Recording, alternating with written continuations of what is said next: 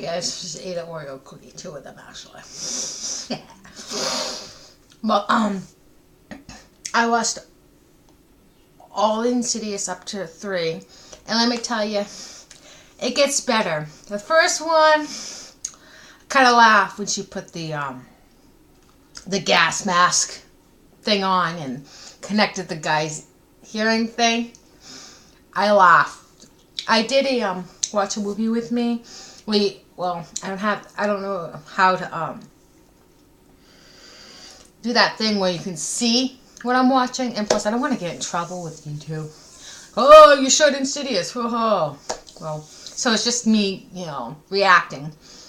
And you see this scene, there's a scene when she's wearing the gas mask. I laughed my ass off. I was pretty good. I didn't swear, because I swear like a sailor when I watch horror films, when it's really scary.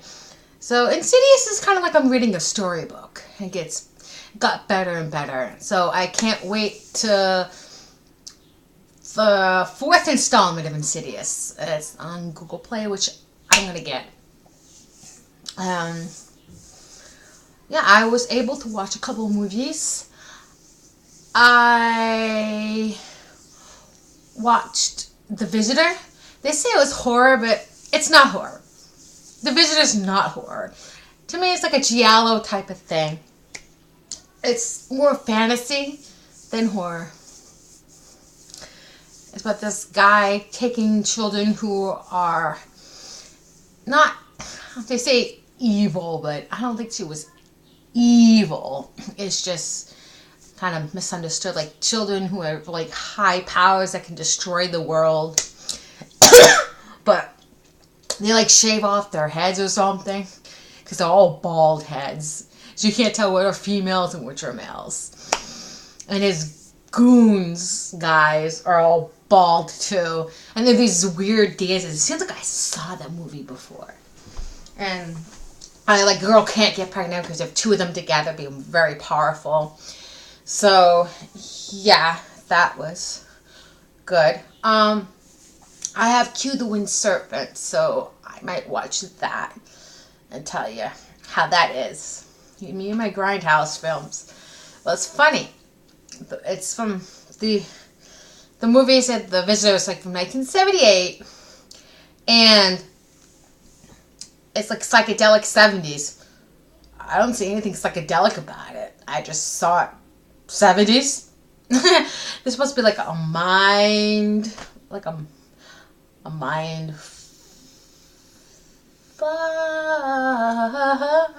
Yeah, well, mind fuck. And so, yes, kitties, I swear. Not all the time, though, but it's supposed to be like a mind fuck type of film. It didn't really fuck with my brain. It's just kind of out there, like on a drug trip. Someone was on a drug trip when they did this movie. Nero was in this film, but he has like blonde hair. I always saw him with brown hair. I guess he has blonde hair for this one. They dyed his hair blonde. He was the Jesus. He didn't have really a big role.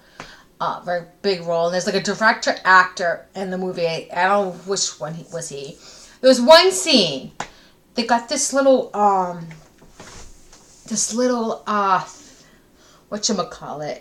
Yeah, this little like peacock, and he goes like, "I'm a pretty bird," and but the way it is said, it almost sounds like it's broken, like it's been singing it too much, like that static, like, and it's so freaky. And then the cop researching on because the mother got shot, that the daughter somehow found a gun instead of that little bird thingy. And so the cop goes to the house, and this little girl has a hawk that attacks people. Okay, so the inspector gets the inspector gets the goes into the house, breaks into the house without a warrant, which That's Hollywood for you. And he like rummaging around, and then he goes to the plant and the hawk just comes out and starts attacking him. He's like, okay, bird, go away. He gets the little thing and he goes, I'm a pretty bird. And then he takes it. He was taking it to the office. And he goes, oh, like, calling in and say, hey, I have something. But there was no one. And it kept on saying, I'm a pretty bird. I'm a pretty bird. I'm a pretty bird. It was so freaky. That's the most freakiest part of the whole film, is that. How that mechanical bird. How that mechanical bird said, I'm a pretty bird. I'm a pretty bird. Oh, God. And then he's like driving home. It's out in like Atlanta, Georgia. And he's driving home. Yeah. He's driving home, not home, but back to the precinct. And he's driving there, and all of a sudden the hawk comes and attacks him. Somehow the hawk gets into the car, and it starts attacking him. And he's like pecking out his eyes, so he can't drive. So he's like crashing in things. And to his demise, he goes to like a baseball field. He flips over, and there's like fencing all over him. And he's like alive. He's like trying to get his hand out. He's trying to get out, and the kids on the baseball field is trying to get him out. But they can't, because the whole thing was starting to get on fire, and he just blew up.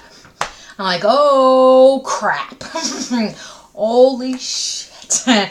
This bird means business. So every time, if you ever see a girl with blonde hair with a little hawk on her shoulder, you better run. Because that hawk is going to chase after you and peck your eyes out. Yes, it will. There was one scene, like the little girl was like, she was supposed to be turning 8.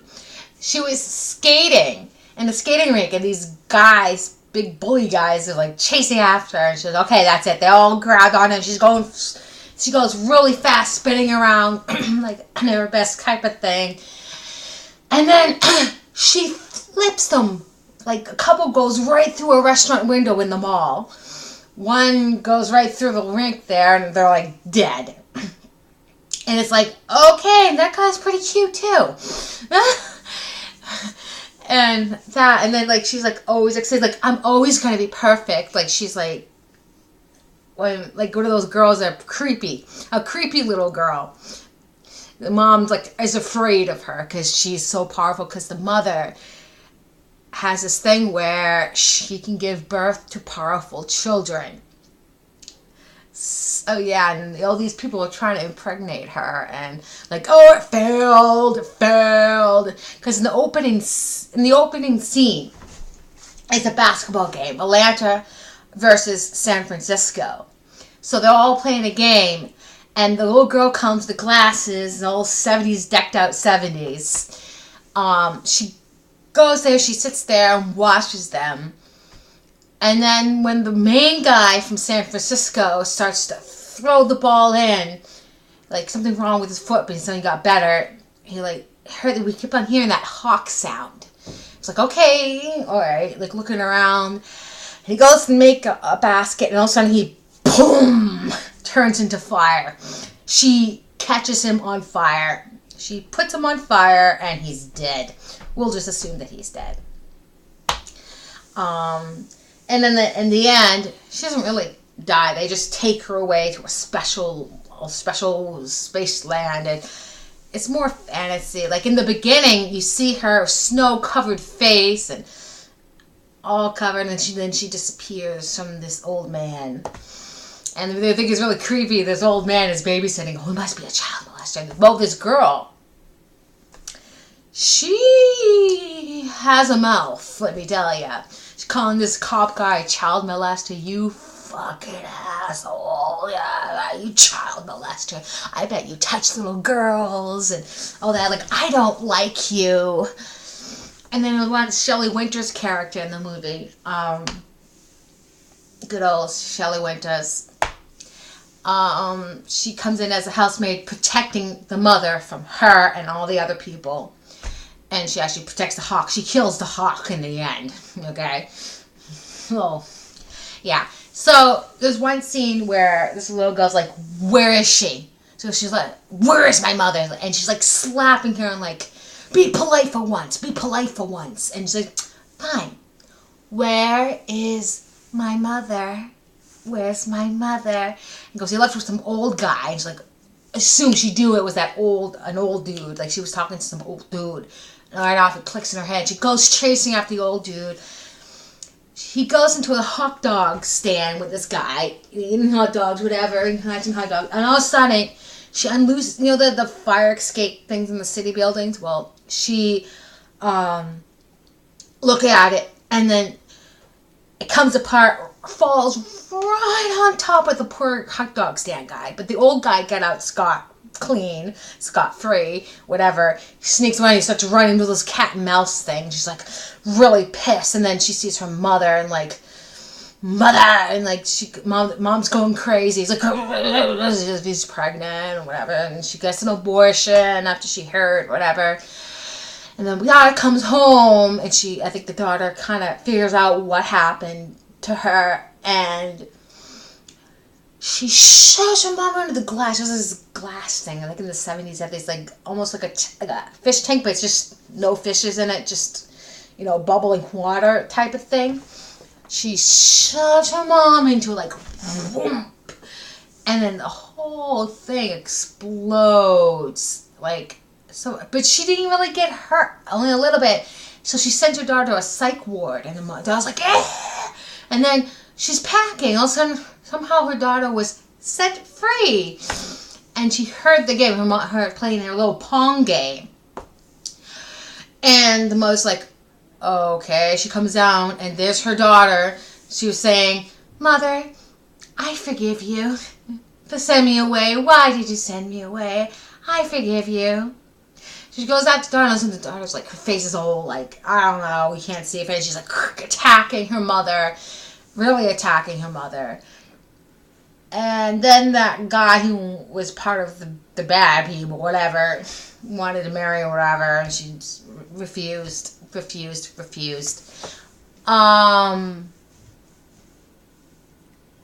It's part of the bad, and he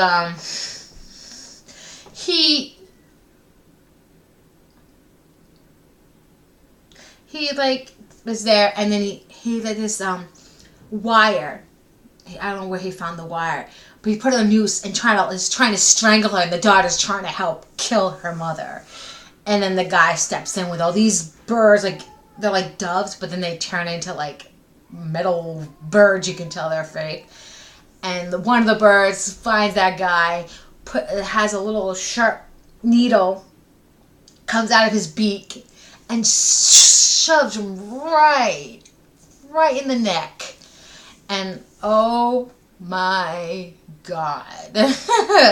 Okay. That was a movie. So I hope I didn't spoil it too much for you guys. But if you want to check it out. It's called The Visitor from 1978, and Google Play says 1980. But it's like they refound it, and they revamped it. So go check it out. I think you can rent it on Google Play if you have Google Play, or you can try iTunes, or you can try looking for the DVD or the Blu-ray. If it's on Blu-ray, I don't know. Or you can just find it somewhere and view it. If you like fantasy weird type of 70s films, then this movie is for you. So I give this 4 out of 5 stars. I mean, it's not like, oh, I love this movie, but yeah. Well, the Insidious one, like, the first one was bad. I thought it was sorry. James Wan. Sorry. But as it progressed, it got better and better, and the last one was pretty freaky. So, I advise, if you want to watch Insidious, okay, go watch it all the way through, from 1 to 3. But if it's getting kind of cheesy, I suggest don't watch the first one. But if you want to get the story, watch the first one. Watch the second and third one. I think that's a little bit more creepier. The other one's kind of funny when she wears that gas mask. It's just that part. It's like, really? Kind of remind me of my old music teacher back in like middle school. You know those little things that you put around, it makes that whistling sound? Well, he had one of those for us to sing into so he can hear us, and it was just so funny. And he would do that. Mr. Nelson. And he had that, and it always made me laugh. It was the funniest thing. I've never seen anyone do that, but him. Just him. Only him. So that's what kind of reminded me of, because it was hooked up to the guy's speaker, and she's like talking non-audible things, but he can hear it. So this person can't hear and whatever. And oh my God. Yeah. So the second and third one is better. And then I watched Slumber with Maggie Q in it from this year. That's pretty good. I like the music. The music is scary and stuff. I like that film. That film was good. That was pretty good. About night terrors or nightmares, like some demon. Like it's like Old English for some demon, like a old hag. And people explain about sleep paralysis, and this little boy going through it, and Maggie Q's character is supposed to be a dream specialist or some type of sleep specialist and help, and they're all sleepwalking. Woman puts her hands in the blender, and she's just a problem with her teeth, something about her teeth. Little girl gets clippers, and she's killing a bear. In one scene, she actually kills the dog. The guy is like an alcoholic or something, and at first they thought the husband put the stuff all over his son, like these markings, but no, it turned out not. And they all went to sleep, and it ended up Maggie Q's character ends up killing the old coot. Ends up killing the old coot who had that before. He said he like ripped his eyelids out. And she ends up killing the old coot, and then she ends up in the sane asylum. And in the end, she hears that humming zoom. It's like, oh no, where did she learn this? The husband's like, calm down, it doesn't mean anything. And he's like, I don't want to do this anymore. And he ends the Skype call, and she's like, and they all come in and turn it down. Like, I wonder if there's going to be Slumber 2 coming out. Yeah. So those were the movies I watched today. Last night. I'll see you again. Bye.